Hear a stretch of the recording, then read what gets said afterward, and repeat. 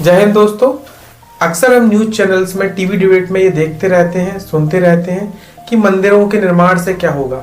मंदिर के निर्माण की जगह हमें अस्पतालों का, विश्वविद्यालयों का, विद्यालयों का निर्माण कराना चाहिए ताकि यह लोगों के भविष्य को बना सके। मंदिर से क्या मिलेगा, ये चीजें हम देखते रहते हैं। तो आज हम इस वीडियो में यह जानेंगे कि टेम्पल का इकोनॉमी में मंदिरों का क्या अर्थव्यवस्था में कोई योगदान है, क्या मंदिर भी रोजगार देते हैं या सिर्फ मंदिरों का काम धार्मिक भावनाओं तक, धार्मिक मान्यताओं तक सीमित है। हम प्राचीन काल से ही देखते आ रहे हैं और पढ़ते भी आते हैं कि एंशिएंट इंडिया में मंदिर जो होते थे वो अर्थव्यवस्था का एक सेंटर पॉइंट होते थे। जो टेम्पल्स होते थे वो एजुकेशन चलाते थे, एग्रीकल्चर लैंड होती थी उनके पास, बैंकिंग भी काम करते थे। लेकिन आज मॉडर्न सोसाइटी में, मॉडर्न इरा में मंदिर का क्या योगदान है। जैसे सब जानते हैं कि 22 जनवरी को अयोध्या में श्री राम मंदिर की प्राण प्रतिष्ठा होने जा रही है और ये डिबेट दोबारा से स्टार्ट हो गई है, मंदिर बनाम आधुनिक विकास।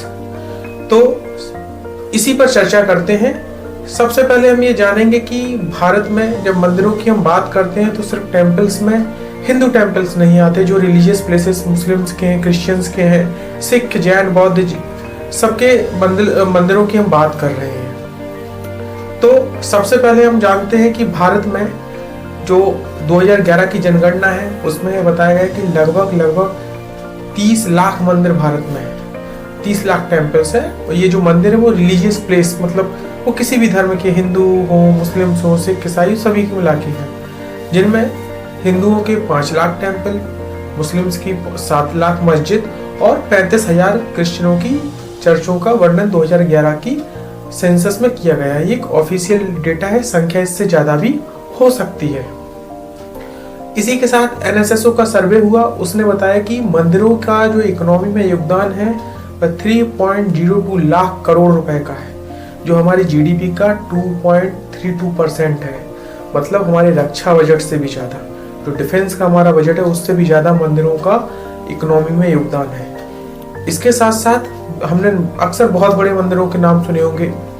काशी विश्वनाथ मंदिर है, जगन्नाथपुरी मंदिर है, तिरुपति बालाजी है, वैष्णो देवी मंदिर है, सोमनाथ मंदिर है।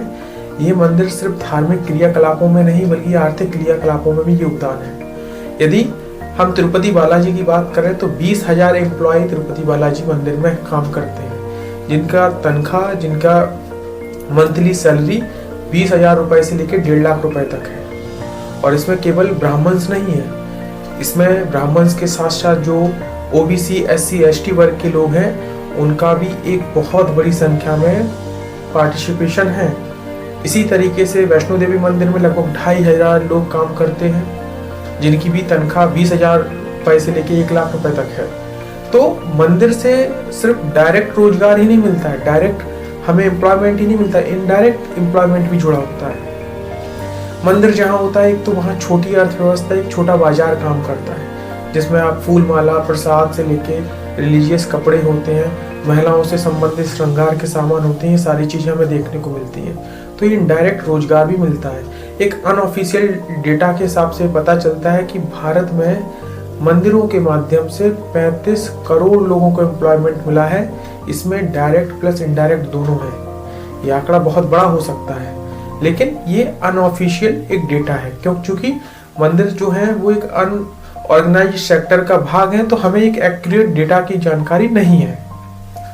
इसी के साथ हम जब बात करते हैं टेम्पल्स, तो मंदिर के साथ साथ जितने भी बड़े बड़े मंदिर हैं उनके साथ उनके हॉस्पिटल्स हैं, एजुकेशन इंस्टीट्यूट वो चलाते हैं, जिससे शिक्षा मिलती है, स्वास्थ्य के लिए कार्य किया जाता है, और वो भी बहुत ही कम, न्यूनतम पैसों में। इसी तरीके से जो भारत में बड़ी बड़ी मस्जिदें हैं, चर्च हैं, वो भी एक तरीके से टूरिज्म को, रोजगार को अपनी ओर अट्रैक्ट करते हैं। तो ये तो हुआ रोजगार की बात कि मंदिर रोजगार देते हैं।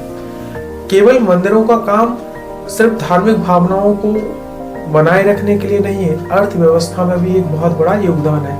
तो ये जो डेटा है वो मैंने आपसे, जो एनएसएसओ का है या फिर भारत की जो जनगणना है 2011 की, उसके हिसाब से मैंने शेयर किया है। व्यक्तियों का जो नेचर है, हम एजुकेशनल ट्रिप्स या हमारे जो बिजनेस ट्रिप्स हैं उसकी अपेक्षा हम रिलीजियस ट्रिप्स को ज़्यादा क्या करते हैं, बढ़ावा देते हैं, उनकी ओर ज़्यादा आकर्षित होते हैं। इसीलिए भारत सरकार ने अभी प्रसाद जैसी योजनाएं हैं, स्वदेश दर्शन जैसी योजनाएं इनको बढ़ावा दिया है, ताकि अधिक से अधिक पर्यटन इस क्षेत्र में बढ़े।